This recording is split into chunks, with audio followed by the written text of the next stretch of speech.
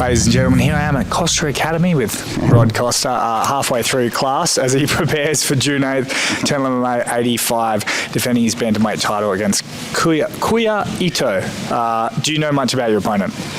Not much. Just I was able to find a couple of matches. Like I was saying before, the Japanese guys, like the characters in Japanese, so it was hard for me to find. But we managed to find some of his fights, and just what I watch on video. And I mean, obviously preparing for your MMA bout, how much does the gi help? I've changed my opinion on that a few times, But I think nowadays I just do it because I enjoy it, But I think it levels up. I think it helps up to a certain level. I think it helps you get technical, in jiu-jitsu. Obviously, you can get technical doing just no gi, but I feel the gi helps with that. Right, and then, but I don't think training the gi helps MMA. No. And training, getting ready. You're obviously coaching right now. What's the sort of juggling of trying to not be too selfish, but obviously still be a coach? Yeah, especially getting closer to the fights. I teach less classes, so like at the moment I'm teaching. I like to still come to the 6 a.m.s. Helps me wake up. I think we talked about this before, but helps me wake up and start the day early. And then every once in a while, I'll teach a class here and there, So I'm trying to stay away and just do my own thing the last couple of weeks. Yeah. Now, you still, of course, Scrappy MMA training. I still see Becker MMA around, logoed. Is that ever going to, you and Jack Becker, is that ever going to take off? You guys just doing your own thing? As in, like, training MMA? Like training guys, getting them ready for fights. Yeah, we even started some MMA classes here like a while back, and then we just changed them to no-gi.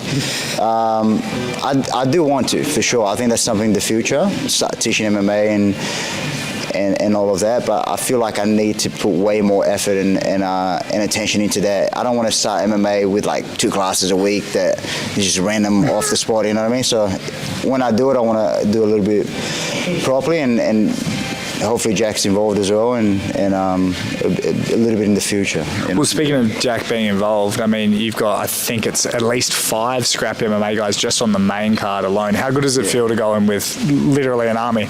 It's good, yeah. I was looking at the card like the other day, and I think it's me, and then before me is Drillich, before that I think it's Wes, then Jack, then like before that like 2 guys I don't know, then Wongi, who I don't train with, but I'm friends with. I know who he is. Cheering for him. Khan's just before that, right? Yeah. I feel. Yeah, there's he. So like, it's kind of it's tough, but it's a lot of going on in the back, How does that feel? Good. Like you got Jack Becker, who's like a very close mate. Obviously they're teammates as well, but obviously Jack, do you get a bit like emotional? Is it hard to watch him fight? Yeah, it's tough. Yeah.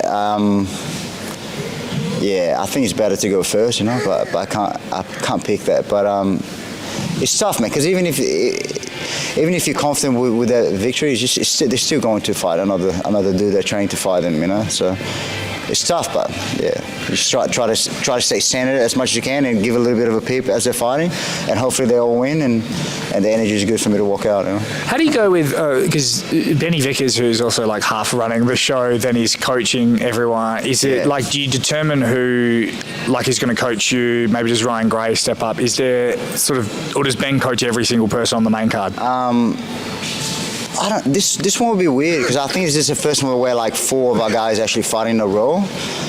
Normally like when I fought with Jack or with Cap, it's been like there's a break, at least a break or 2, but I think Ben walks out with all the pros, and then because there's Ben, there's Ryan, Josh is always there, Jack sometimes in the back as well, like helping out. So there's a lot of people that can do stuff. I guess it's whoever's not out there in the fight is helping warm up or something, I mean, you mentioned Jack Della, of course. News broke of his injury not going, his recovery not going as great. Do you have any word on that and how Jack's going?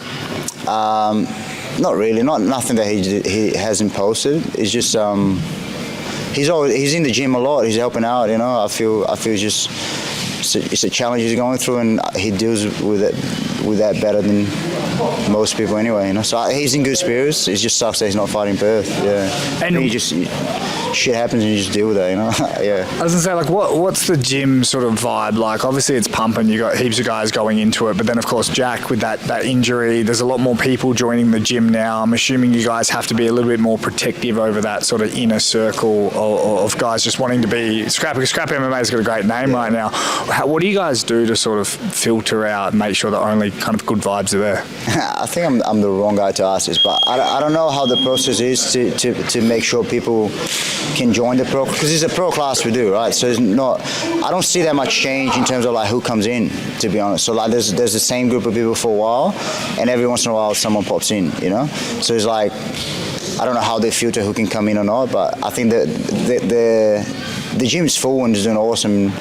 Heaps of people. I feel like they select who comes to those pro classes, you know. Oh, so you don't know? You'll just rock up one day and you won't be allowed in, and they'll be like, "Oh, Rod, you're not on the team anymore." No, what do you mean? Jeez. Well, I mean, I wanted to ask you as well. I mean, we talk about coaching. Yeah. We always talk about age. We always talk about you've been fighting forever. We always talk about what's left. Welcome, I know, bro, but like main event, you're top of the game. Like, how does it feel? I mean, body-wise, career-wise, where do you feel at? It's the same answer as always. I don't know. I'll figure it out as I go. I had a good time in this camp. I feel fit. I feel like I still want to do this, you know. After a couple of the losses, I felt maybe a little bit down, up and down, but, you know, I talked to some mates and people I trust, and I'm just having a good time, man. Yeah, I'm just having a good time. Did the last fight obviously inspired you? It was super motivating. It was so motivating that I believe even after you beat Alan Philpott, you were still posting memes. Has that calmed down at all? He sucks. Yeah, I don't care about him that much. It's just fun, but he sucks. So you haven't buried the hatchet at all, or? Nah, fuck that guy. Yeah, he's Look, man, I honestly think he's a good dude to his friends. You know, like I'm a good friend to my friends. We'll never be friends, but again, all my jokes come from the fact that he's a bit soft. You know, when it comes to like talks all that shit and then tap really early, you know. So he doesn't have a lot of heart. That's all it comes from. I wish him well. Was that validating for you though to say all that stuff leading up and then to ultimately beat him by submission? Yeah. I don't feel I talk shit. So if I had lost, which is always a possibility, I feel like I could hang my head high, you know. I try not to say things I don't mean, and I feel that that's all he did is say shit that he didn't mean. So now I just deal with the tease, you know. Yeah. And without Do you disagree? He tapped early? Did he tap early? Do you think? I think he tapped on time at the appropriate time. Sure. Now, when it comes to, there's a lot of movement around with fighters and whatnot. Cody Haddon, a Perth boy, we've talked about him previously.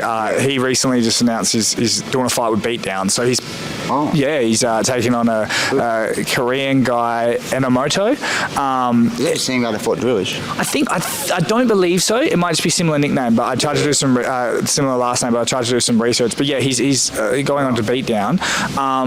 Do you really kind of want to lure him over for that Perth fight eventually, saying you get through Ito? Yeah, I just did an interview like a few days ago, and I talked about that, and I feel like, you know, again, like my I don't know how many more years I'll be doing this, and I want to fight the best guys, you know, and I feel like Cody, you know, if I win this fight, I do want to fight the Perth card, like you know, like the day before the UFC.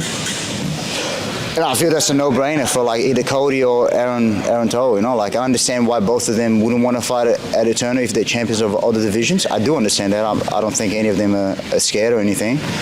Like, you know, Aaron's with XFC, and I understand. I said before I'll fight him when he said no one to fight him, and then he said come to XFC, which didn't make sense, but it makes sense to fight in front of the UFC, you know. So I don't see why they wouldn't take the opportunity. So hopefully, if I win this fight, we can get one of those guys for the Perth, you know. There's not a whole lot of weight to this rumour, but I did hear floating around that he might even be signed to the UFC 305 card. What's your thoughts on that? Yeah.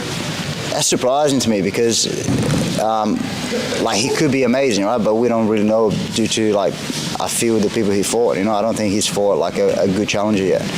And that's just my opinion. I could be wrong. And he can turn out to be the fucking champ. Who knows of the UFC?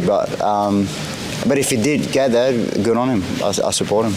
Well done. Yeah. So without skipping ahead of your opponent, if you have a choice between Cody Haddon or Aaron Toe in Perth, who do you want?